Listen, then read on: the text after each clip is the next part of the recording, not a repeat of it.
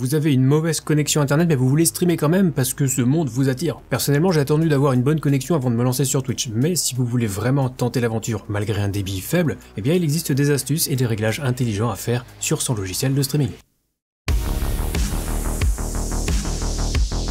Alors aujourd'hui on va voir comment se débrouiller pour streamer malgré une mauvaise connexion internet, parce qu'on me demande souvent quel upload minimum il faudrait pour pouvoir streamer sur Twitch ou YouTube, et souvent je réponds 2,5 mégas pour être tranquille. Mais c'est possible aussi si on a moins, donc dans cette vidéo on fera un petit état des lieux de la qualité globale du streaming, on reparlera un petit peu du bitrate, on verra comment optimiser sa connexion, et surtout en fin de vidéo je ferai quelques tests sur différentes résolutions de sortie, histoire de voir ce qu'on peut obtenir avec un faible bitrate. Et bien sûr vous pouvez utiliser le chapitrage de la vidéo au besoin. Alors c'est vrai qu'à l'heure actuelle la qualité des streams a tellement évolué que le standard est déjà assez haut, donc il faut bien vous dire que même si c'est possible de proposer un stream moins qualitatif, ça se remarquera peut-être si on met côte à côte un stream bridé par une connexion internet faible et donc avec un tout petit bitrate et un stream avec la fibre où la seule limite de débit sera celle imposée par Twitch par exemple. Mais les optimistes vous diront que ce n'est pas la qualité technique qui fait un bon stream. Alors évidemment ça joue, bien sûr, l'objectif c'est pas de proposer de la bouillie de pixels non plus. Mais proposer un stream, on va dire passable, avec un streamer qui anime comme un chef,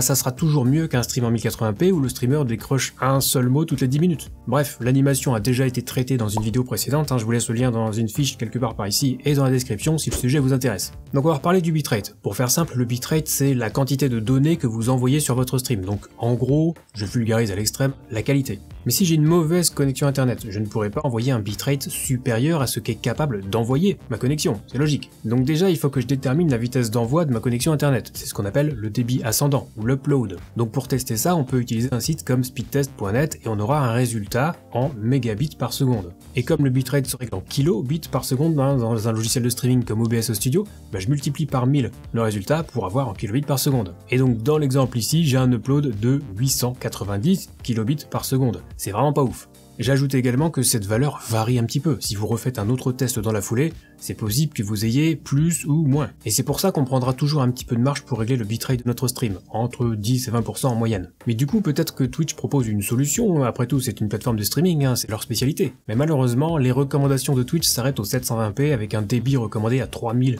kbps par seconde, donc il va falloir se débrouiller. Et si on regarde chez YouTube, on a davantage de définitions prises en compte avec des débits démarrant entre 300 et 700 kbps par seconde, c'est chouette. Ah, par contre, je vais être clair tout de suite, si c'est pour proposer un stream en 240p ou en 360p, sérieusement, laissez tomber, ça n'a aucun intérêt, ça sera horrible à regarder. Nous, on va essayer de proposer quelque chose de clean sans forcément avoir un stream de la taille d'un timbre-poste. Donc déjà, on va optimiser un petit peu la connexion internet, avec un petit peu de bon sens. Donc on oublie le Wi-Fi et on utilise plutôt un câble Ethernet. Même avec un câble de 30 mètres de long, ce sera toujours meilleur qu'avec le Wi-Fi. Ensuite, on va couper tout ce qui n'est pas nécessaire comme équipement qui se connecte à internet. Donc si vous avez le téléphone en Wi-Fi ou un routeur, on coupe tout. On doit avoir uniquement le PC connecté à internet. Sur le PC d'ailleurs, on va vérifier qu'il n'y a pas de processus qui consomme un petit peu de connexion. Donc direction le gestionnaire des tâches, onglet processus, colonne réseau. Et si vous voyez un programme qui consomme du réseau et qui ne sert à rien pour streamer, vous pouvez arrêter le processus, ça fera gagner un peu de bande passante, c'est toujours bon à prendre. Ensuite sur Twitch on va s'assurer que la latence faible n'est pas activée sur notre chaîne, donc via le tableau de bord, menu paramètres, sous-menu flux, on coche bien la latence normale, ça permettra de limiter le buffering côté viewer. Ensuite sur OBS, et c'est pareil sur Streamlabs Desktop, dans les paramètres menu avancé, dans la section carte réseau, on va lier la carte réseau pour éviter les couacs, donc choisissez celle qui commence par 192.168, etc. Décochez bien toutes les cases en dessous, la seule case que vous pouvez tester c'est éventuellement activer les optimisations réseau. Chez certains ça fonctionne, chez d'autres non, donc il faudra tester. Et enfin, n'oubliez pas que si vous jouez en ligne, une petite partie de votre connexion sera utilisée par le jeu. Donc déjà ça enlève un petit peu de potentiel de bitrate. Et du coup, s'orienter vers un jeu solo qui ne nécessite pas d'être connecté pour jouer, ça peut être une piste aussi. Idem pour les VPN, vous pouvez oublier tout de suite. Et alors pour les utilisateurs de Twitch, il y a une petite astuce qui consiste à déterminer le serveur le plus adapté à votre stream. On peut changer de serveur dans les paramètres d'OBS. En règle générale, celui qui se trouve le plus proche de nous, géographiquement parlant, c'est le mieux adapté. Mais pour s'en assurer, on va utiliser une petite appli qui va tester les serveurs, qui s'appelle Twitch Test. Vous trouverez le lien dans la description, vous pourrez télécharger une archive contenant l'application. Si jamais vous avez un message d'erreur au lancement, c'est peut-être qu'il vous manque un fichier, donc pour ça, vous avez un lien direct dans l'archive qui vous emmènera au bon endroit pour télécharger ce qui manque. Bref, on lance Twitch Test, personnellement je me limite au serveur européen, je lance les tests, ça prend une dizaine de secondes par serveur, et quand tout est terminé, on pourra voir les résultats, et on va retenir le serveur ayant la meilleure qualité. Et si jamais il y a plusieurs serveurs avec la même qualité, retenez tout simplement celui qui aura le meilleur ping, donc le plus faible. Ici pour moi c'est le serveur Europe, France, Paris 2. Et donc ce serveur, je vais pouvoir le forcer sur OBS dans les paramètres menu stream flux. Je choisis mon serveur Europe, France, Paris 2, j'applique les changements et c'est tout. Autre élément important, sachez que vous pouvez vous assurer que votre stream sera stable en faisant un test de bande passante sur Twitch. Pour ça, on peut utiliser le site Twitch Inspector, c'est un site officiel. On s'identifie avec Twitch et là on trouvera la liste de nos derniers streams. En cliquant sur un stream, on pourra voir s'il a été stable sur la durée, que ce soit en matière de bitrate ou de FPS, et éventuellement réajuster le bitrate en fonction des résultats si vous voyez trop d'erreurs. Alors je précise qu'en faisant un test de bande passante, vous lancez votre stream sur OBS comme d'habitude, mais vous n'apparaîtrez pas en live sur votre chaîne Twitch. C'est vraiment juste pour tester la connexion. Donc si vous voulez faire un test, vous pouvez cliquer sur le bouton Run Stream Test et vous aurez la marche à suivre. Si vous utilisez la clé de stream directement dans OBS, c'est mon cas, eh bien il faut que j'ajoute à la fin de ma clé le texte Bandwidth Test égale True. Donc j'ajoute ça sur OBS et ça permettra de streamer sans apparaître en live. Alors n'oubliez pas de retirer ce texte de votre clé quand vous voudrez relancer réellement un stream.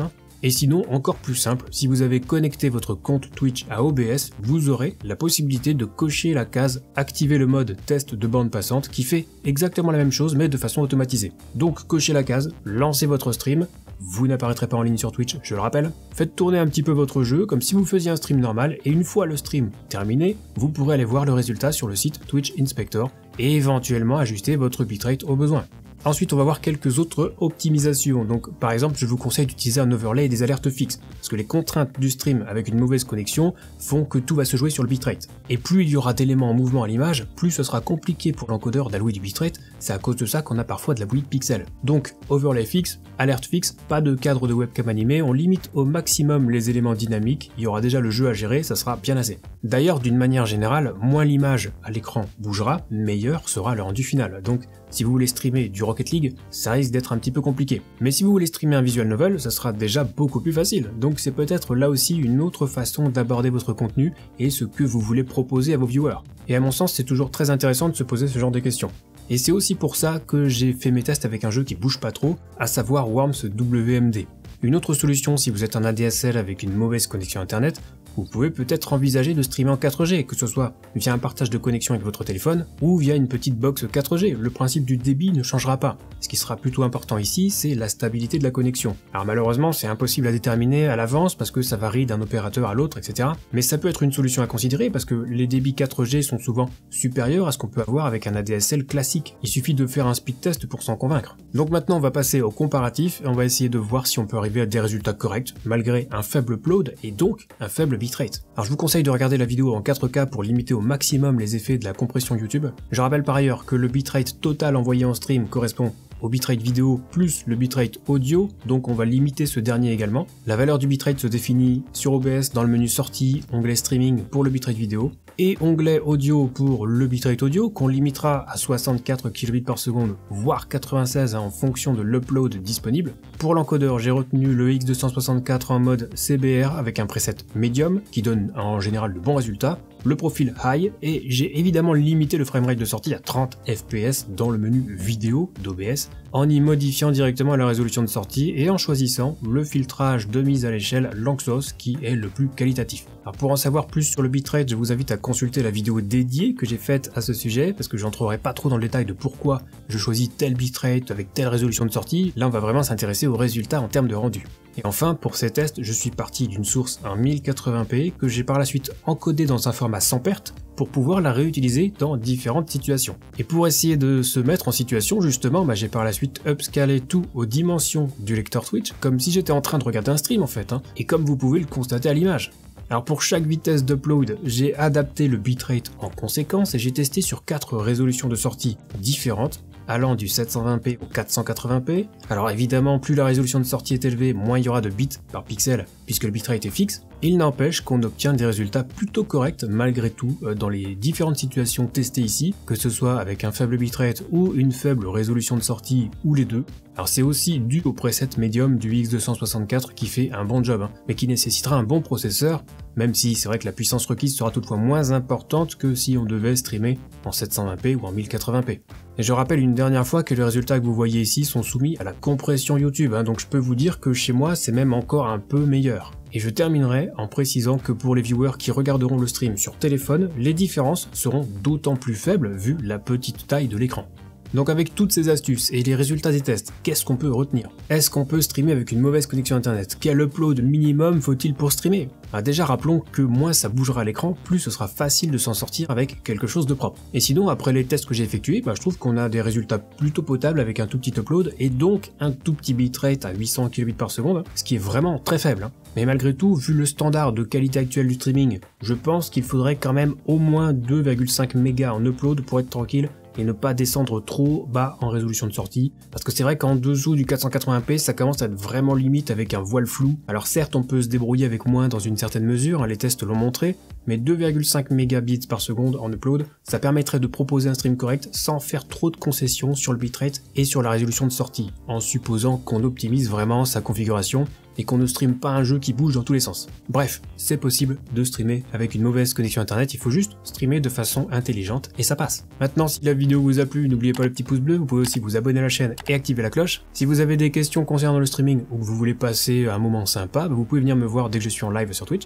la porte est ouverte. Et pour les questions plus techniques, je vous invite à rejoindre le Discord communautaire Zero Absolute Gaming. Lisez bien les règles pour débloquer les salons d'aide et on vous répondra au plus vite. Sur ce, c'est la fin de cette vidéo, on se retrouve très vite pour la prochaine et d'ici là, bon stream.